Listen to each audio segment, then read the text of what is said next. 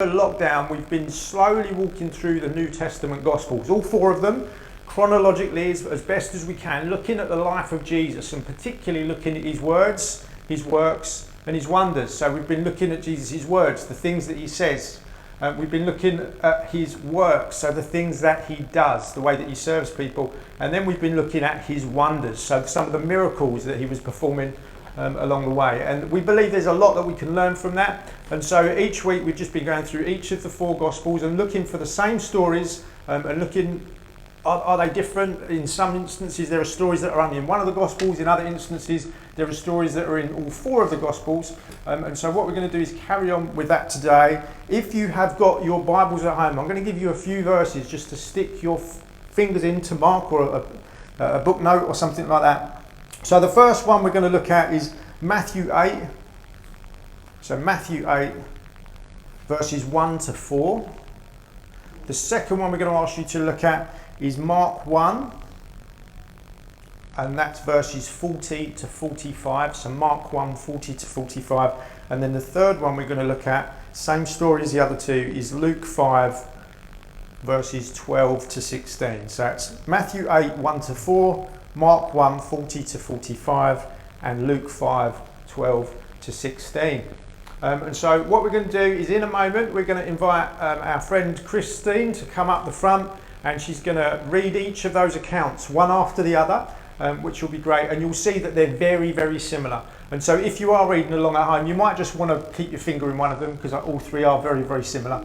But it's great to hear what each of the different gospel accounts is basically relaying to us. These things were written down to us generations ago so that those who didn't actually see Jesus physically could benefit from knowing what he taught, what he did, his words, his works and his wonders. And it's great to look at the different accounts and find out, where are they different, why might they be different, where are they similar, why are certain accounts in one gospel and not in the other one. Each of the authors of the different Gospels, Matthew, Mark, Luke and John, all had slightly different kind of agendas or aims in the purpose of writing their Gospel. The Gospel of Luke particularly wanted to encourage us to be very factual. Luke was a doctor, so he was very methodical in what he wrote down, whereas other ones were more, like John, is more interested in the kingship and the divine sovereignty of Jesus as a divine ruler, far more than a man. And so he's very interested in the heavenly reality of who Jesus was. And so we're just going to welcome Chris. Put your hands together for Chris, that would be amazing. And Chris is going to read, and it will be off camera. So hang on a second. Right, this is Matthew 8, verses 1 to 4. When Jesus came down from the mountainside, large crowds followed him. A man with leprosy came and knelt before him and said, "Lord, if you're willing, you can make me clean." Jesus reached out his hand and touched the man. "I am willing," he said. "Be clean." Immediately he was cleansed of his leprosy. Then Jesus said to him, "See that you don't tell anyone, but go, show yourself to the priest and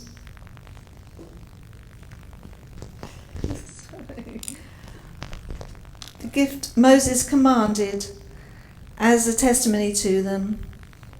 Sorry, I couldn't read that word.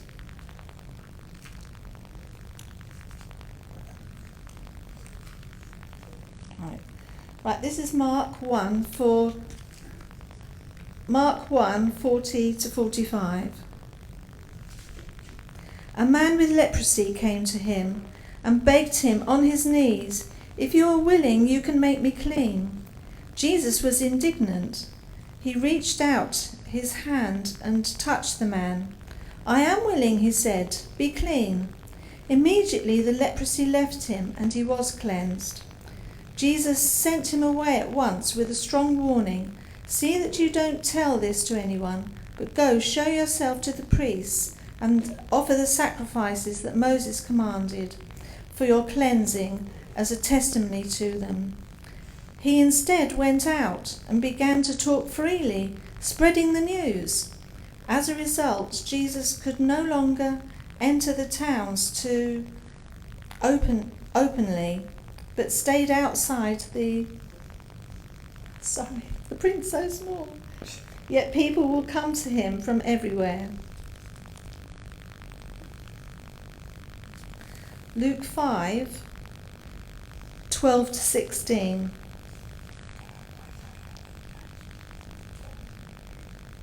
Is the light, I think. Jesus was in one of the towns. A man came along who was covered with leprosy. When he saw Jesus, he fell with his feet to the ground and begged him, "Lord, if you are willing, you can make me clean." When Jesus reached out his hand and touched the man, "I am willing," he said, "be clean." And immediately the leprosy left him. Then Jesus ordered him, "Don't tell anyone, but go show yourself to the priest and offer the sacrifices that Moses commanded for your cleansing as a testimony to them."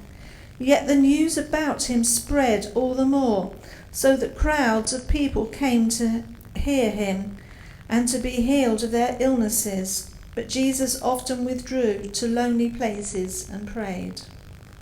Brilliant. Thank you, Chris. Put your hands together for Chris. Brilliant. Okay.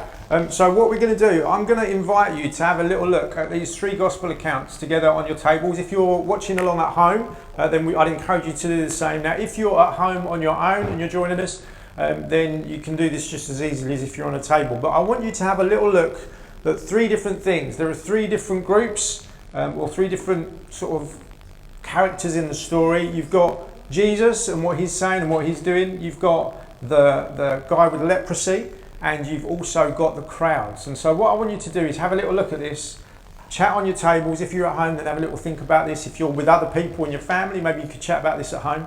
Is just look at one of the accounts. You might have noticed all three are very, very similar. There's not any discrepancies really. And what I want you to do is just look at what is going on with each of these different groups. What are they looking for? Where are they? What might they be experiencing in the moment? Like what might the leper have been brought with him emotionally as he is approaching Jesus? What can you see about Jesus? What does it say? There's a couple of words in there that describe the way that Jesus actually ministered to this guy. And then there's also the crowd. They've got some things that they're after as well.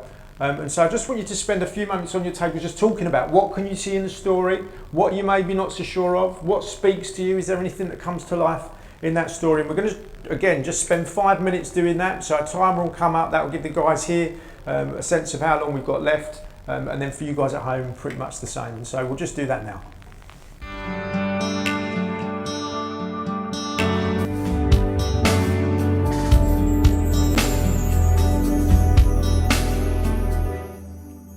Okay, right, back in the room. Well done. That 5 minutes goes quick, doesn't it? Just as you start getting into it and chatting on our table, I was like, oh, look, quick, I better get out the front. So I hope that you managed to get a few little things from this account. I'm going to be looking specifically at the account in Luke 5, 12 to 16, just to pick out a few little thoughts myself that you very well may have spoken about either at home or on your tables. But I just want to speak about the character and nature of Jesus that we see here in what we're reading. And so I might just read it again. So Luke 5, 12 to 16. While Jesus was in one of the cities, there came a man full of leprosy. And when he saw Jesus, he fell on his face and begged him, "Lord, if you will, you can make me clean." So I just want to start with that first little thing. That guy approaching Jesus. When he saw Jesus, he fell on his face and he begged him. That guy just seems incredibly, incredibly desperate, full of desperation. We read here that he was a man full of leprosy. You can imagine like we're talking centuries ago, sort of over 2,000 years ago now, this guy would have been a complete outsider, completely excluded from community. His body ravaged by a disease that would, if you went close to him, there was a high chance of you catching it. Does it remind you anything of we've just been praying about, haven't we? Leprosy is a lot more serious than COVID. This was a disease that couldn't, in those days, really be treated. People would be excluded, often sent out of the city or in particular areas of the city where they would all be together. Nowadays we can treat leprosy. You can take pills. We were just chatting about that on our table. Over time, daily, taking pills, and over time, hopefully being healed of it. In those days, it would have been a death sentence. Literally, your body would have started decaying and falling apart. Your skin would have been affected, your eyesight would have been affected, your bodily functions would have been affected, and you would literally start losing parts of your body over time. It was an incredibly destructive and ugly disease. Not something that anyone would have come through in victory. It would have finished everyone off eventually. So you can imagine this guy. It doesn't say how long he's had leprosy for, but he says he was a man full of leprosy. Full of. Not partially, he was full. This guy was infected. He was diseased. He was unclean. This was an unclean guy in the city. And he's approaching Jesus. This guy who he's perhaps heard, he's going around from place to place like we've looked at over recent weeks, healing people. And maybe this guy, you can hear the desperation in his voice. He falls on the floor, he sees something about Jesus, and he literally begs him face on the floor because he can't even stand to look at him. Lord, if you will, you can make me clean. That first word, Lord, he's declaring something about who he believes Jesus to be. Like we've looked in other weeks, when people are approaching Jesus, they're saying teacher, rabbi, that they're approaching him as a prophet. They're approaching him as a good man of God. But this guy sees something about him. He sees something of his divinity, and he falls on his face in his leprous condition and says, Lord God. He's literally saying God. He's calling him out as the Messiah. You can make me clean. But there's this, if you will. It's like, I don't deserve this. If you will. He's almost like he's recognizing the divine sort of kingship, the rulership that's on Jesus. He's recognizing that the Messiah is in front of him. This reminds me a little bit of like in Isaiah 6, where Isaiah, the prophet, has this like out-of-body experience. And it says he gets caught up in a vision and he sees God in his throne room. And when he sees God with his own eyes in this vision, it says that he falls down on his face and says, woe to me, I'm a man of unclean lips, and I dwell amongst the people of unclean lips. When he sort of sees God as he is, and this is the same response as this guy, I'm an unclean man, whoa! And he falls to his feet and he's asking, God, would you change my story? Would you do something? You have the power, you alone, to turn my life around. Like when I read stories like this, I love to try and think of what life must have been like for that person in that story. The years of rejection, the years of pain, the years of feeling excluded, the years of literally their body decaying, losing fingers, losing limbs, being excluded from all of community, not being able to go near anyone other than other lepers. It would be like us having COVID camps, wouldn't it? And only being able to go near those who were also infected.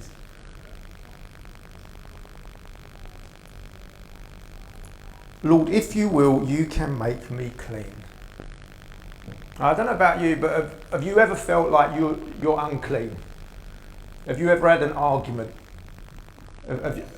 Loads of times, yeah, me too. Like, we have arguments in our house, and sometimes you can feel pretty wretched afterwards, can't you? Have you ever felt unclean in that you've maybe done something that you really knew you shouldn't have done, and it made you feel just inside not right? I remember when I was a kid, I used to this is revelation time, like, don't call the police. I remember going to the corner shop with my friends and we would steal stuff.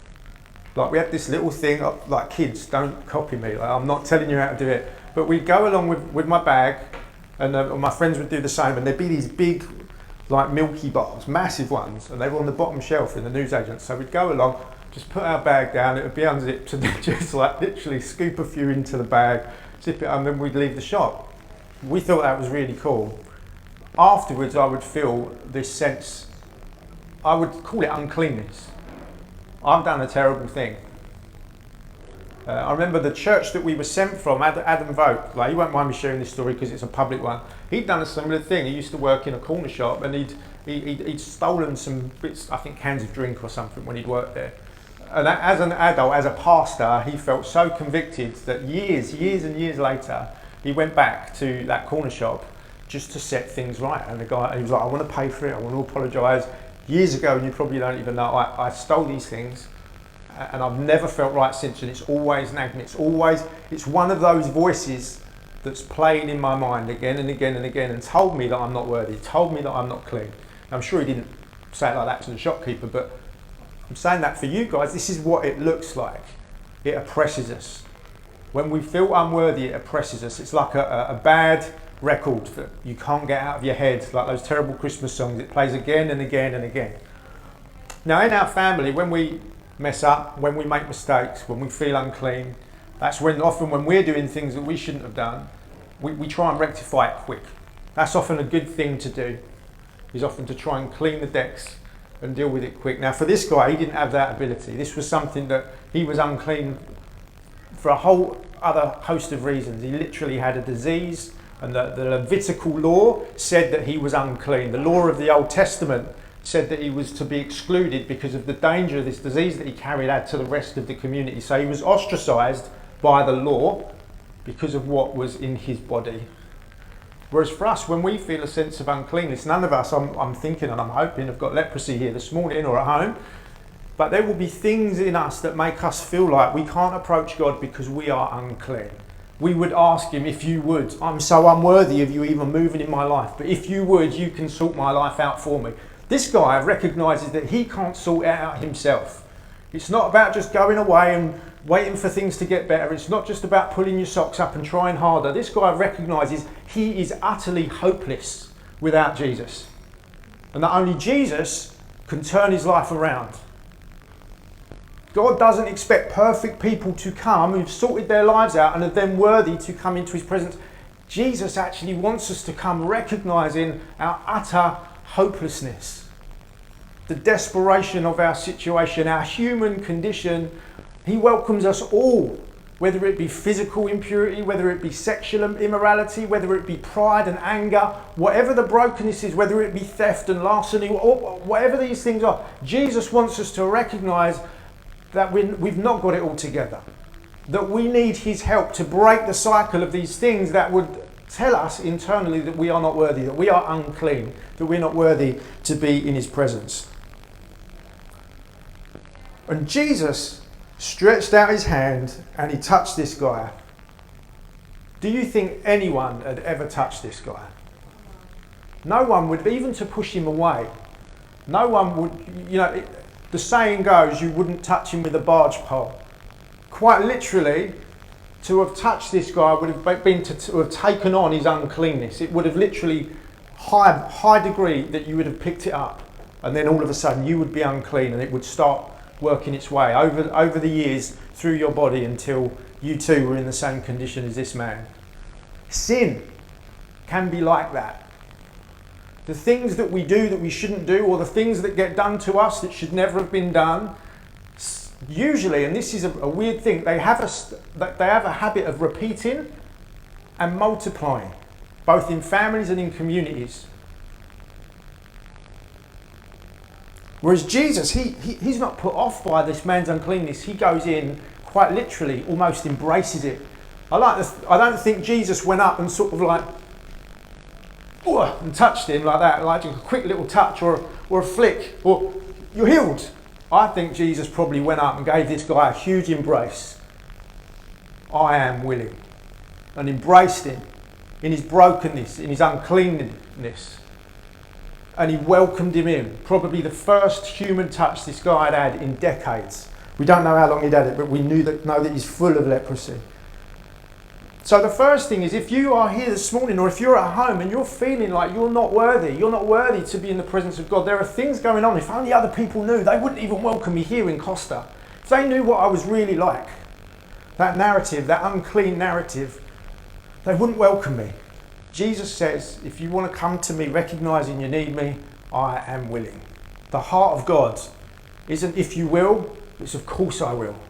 And he wraps his arms around you and he wants to bring life into your life. He wants to change that narrative, that internal narrative of uncleanness into one of you are welcome in the presence of God. I don't judge you for what you've done, what's been done to you, the things that knock around in your thoughts, but I don't want you to stay there. I'm trying to change and transform you.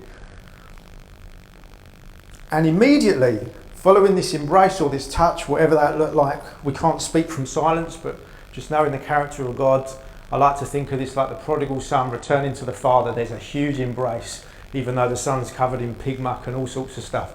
The father runs and wraps his arms around him and kisses him and says, "You are welcome back home, son." I think this was that type of embrace. You have been excluded for far too long. Come home. And then this guy is healed. What does that look like? In that moment, did any missing limbs return? It doesn't say. Was his skin all of a sudden back to how it was? Was his eyesight back to how it was? Did he look like he'd just kind of gone back 20 years and was miraculous? We can't make any judgment or comment on that, but what it does say is in that moment, this guy's life was changed forever. The leprosy evidently had left him. He was no longer unclean. He could now be welcomed in to community again, in the city. He could be embraced. Jesus has just demonstrated something so powerful. This is a supernatural thing. Jesus isn't like, right, come along and we'll give you a course of drugs for the next 6 months. That will sort you out. We could run a ministry like that, couldn't we? We could literally go to people that are sick on the streets and run a ministry. Here we see something super powerful where Jesus is delivering someone in the moment. The power of God is present to heal and bring deliverance and wholeness to bodies.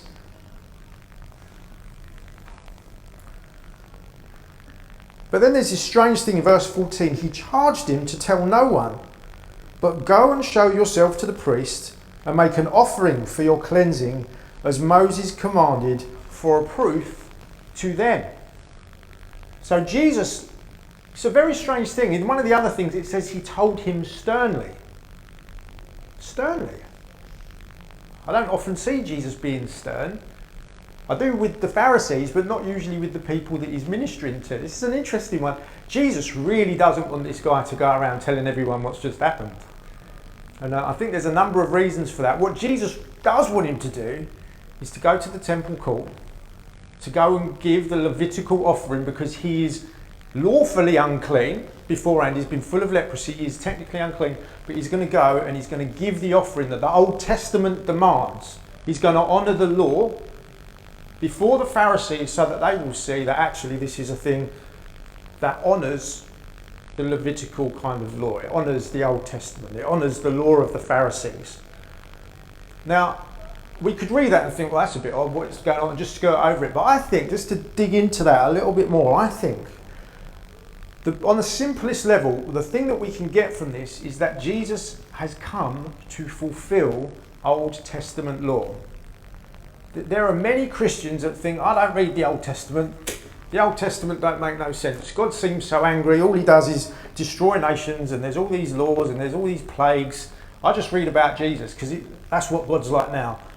Jesus is massively honouring the God of the Old Testament. He is the same one. He's God, like the Father, the Son and the Spirit are not in conflict with one another. Jesus is the fulfilment of everything that the Old Testament is pointing to.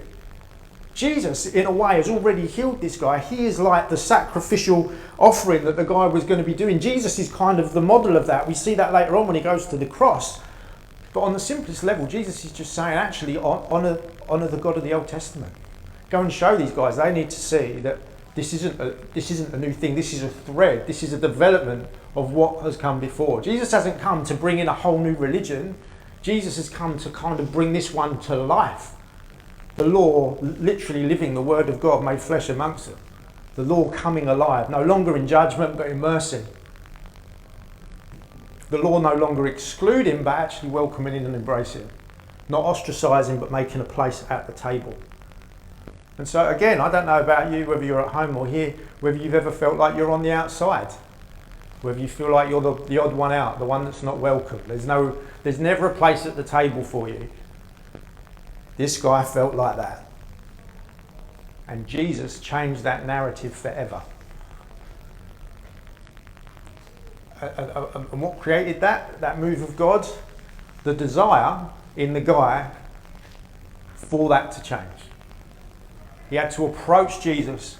He had to humble himself, which he did by literally laying himself on the floor. And he had to, his heart's cry, would you please change my story? I'm stuck. I'm in a dead end. I don't feel worthy. Other people don't welcome me. And Jesus moves in power. And then he tells him to go and speak to the Pharisees and show them what's happened. And then the last thing I just want to pick out. So firstly, Jesus is more than willing to embrace you and your mess and bring life to you if you would just let him and get in the orbit of Jesus to do that. The next thing is that Jesus is really interested in what's going on in the Old Testament. He makes sense of it. So if you struggle with what the Old Testament says, Jesus is the lens through which it all makes sense. For this guy, Jesus has made sense of what the Old Testament law was about. It was a law of exclusion. Now all of a sudden he's been welcomed. And then the last one is just this thing about what happens next. It's the guy doesn't do as he's told, and he runs back into the town and he starts blabbering to everyone, look what's happened, and they can all clearly see that there's this guy filled with leprosy who they would have known was kind of on the outside, wasn't welcome. And he's got this amazing story. And so all of a sudden, all of the crowds, they're all coming, they're all bringing their sick, they're all bringing their disease, everyone's coming. They're in a city, there are literally hundreds, if not thousands of people now approaching Jesus. And this wasn't what Jesus wanted at this moment in time. This wasn't the aim of it. Interestingly, what does Jesus do? It doesn't say that he healed them all. It says he would withdraw to desolate places and pray. It says elsewhere that they came to make him king, and he slipped away from the crowd and he went to a lonely place and prayed. Now there are other instances where it said that they brought all of their sick and he healed all of them. But there's this sense that Jesus' agenda isn't driven by other people. I don't know about you, sometimes I find it sometimes in the morning with this live stream, like we've got some wonderful people trying to help take a few things off my shoulders, take it out of my tight grip. Sometimes a lot of things can set your agenda for you. Whether it be your work, your family, before we know it, we start running faster than our little legs are able to sustain us. And Jesus here, he's got loads of people that are coming in there and they're interested in the healing, they're interested in the miracles, and they're maybe not so interested in what he's trying to reveal. We see this a little bit later, and one of the other examples we'll come to in a few days. But Jesus would withdraw to desolate places and he would pray. So Jesus doesn't get his sense of value from what he's doing in healing and the miracles, in his performance, in what he's doing, in the delivery of service for these people that are in great need. Jesus gets his sense of value and his purpose from a different place, from a quiet place, in a desolate place where he's basically pressing into the Father in prayer. And then that is empowering him to firstly keep his eyes on the mission, to not get caught up in the sideshow. Like I said, in other instances they try and take him away and make him king. Can you imagine the temptation of that? All of a sudden you're really successful at work and they want to promote you and promote you and promote you. The next thing you know, you're running the business, you're on a big pedestal. For Jesus, they were wanting to promote him and promote him and promote, make him the king of Israel. The Messiah's here. It's time to be king. And he's completely resisting that because he knows it's not about the fame. He knows it's not about the healing and the miracles. The greatest miracle is salvation, and all of these things are a signpost that the kingdom of God is about healing and wholeness. But for Jesus, the main thing is that he hears the voice of the Father saying, "This is my son, with you I'm well pleased." Like he heard at his baptism. He's not interested in the voice of the crowd shouting louder and louder, "There's more things to do. Get busy, come and serve us, come and meet our need." Now for us in Sittingbourne, coming out of lockdown, there could be so many things calling for the attention of our church. Get involved in this, get involved in that, let's do this, let's do that. The main thing, it's all got to flow from a sense of vision and a sense of purpose and a sense of each of us individually and us collectively and you at home knowing who you are in God. And that comes not from the crowd, but it comes from the choir. It doesn't come on mission, it comes setting aside time to press into God, to hear the Father's heartbeat. We see here all of these moments, they're incredibly intimate. What we see is for the guy that's being healed, it's him and Jesus having a conversation. And we see the same here, that Jesus would detach. It's incredibly intimate. It's him and the Father. And so again, I just want to encourage you this morning. I don't know if you've got voices in your head or you feel the expectation or the weight that you've just got too much to do. There's too much going on in life.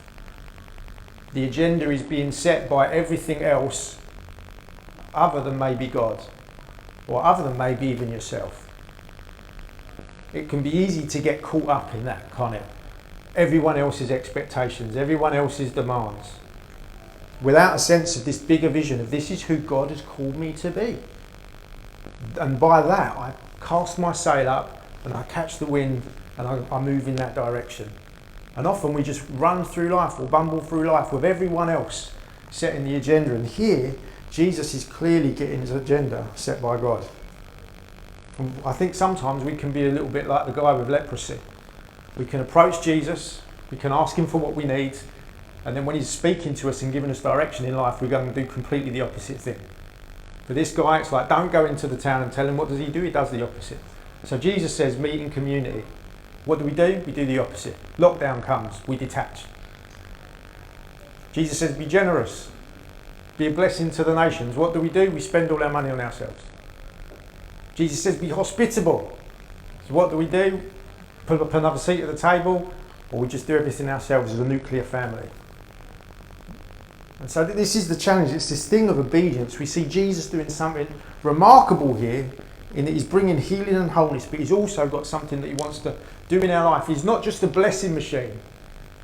He blesses this guy, but then he's got something for him to do, and that's just to be obedient to what he's asked him to do. And it's the same for us. We can approach Jesus sometimes just wanting the stuff, like the crowds just wanted the stuff. They wanted the healing, they wanted the breakthrough. They didn't want to be obedient. And that is the challenge for every single one of us. Every single one of you here, every single one of you at home, for me and my family, is do we want to be obedient to the things that Jesus is inviting us to do? Or do we just want the stuff? Put in the pound, press the thing, get the blessing out the bottom. So that's a big challenge, isn't it? It's a big challenge. But what we see is that Jesus, the heart of it, which when we go back to it and we see it, it's this sort of sense of like Jesus, he knows what this guy's going to do. It's not a surprise to him. And what does he do? He still blesses him.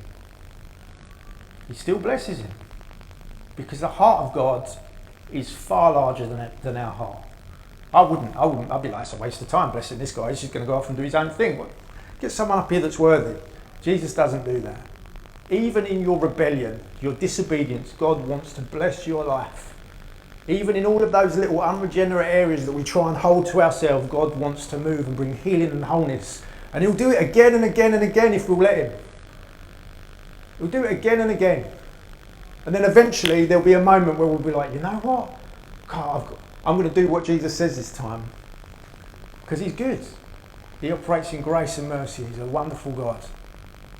And so that's just what I want to encourage you with this morning. Whatever you're going through, whatever that narrative is in your head, in your heart, whether you feel like you're unworthy, whether you feel like you're unclean, whether you feel like you're being disobedient, there are things that God's inviting you to do and you just, I'm not going to do it. Don't want to do it. It's not for me. Jesus is there and he's willing. He's willing. He wants to embrace you, he wants to bless you. But it's not just for you, it's for the nations. What he wants to do in you, he wants to do through you. And so we're just going to take communion now. If you're at home, hopefully you've got these bits and pieces ready. We're going to do this on our tables, and I would love us to pray with one another.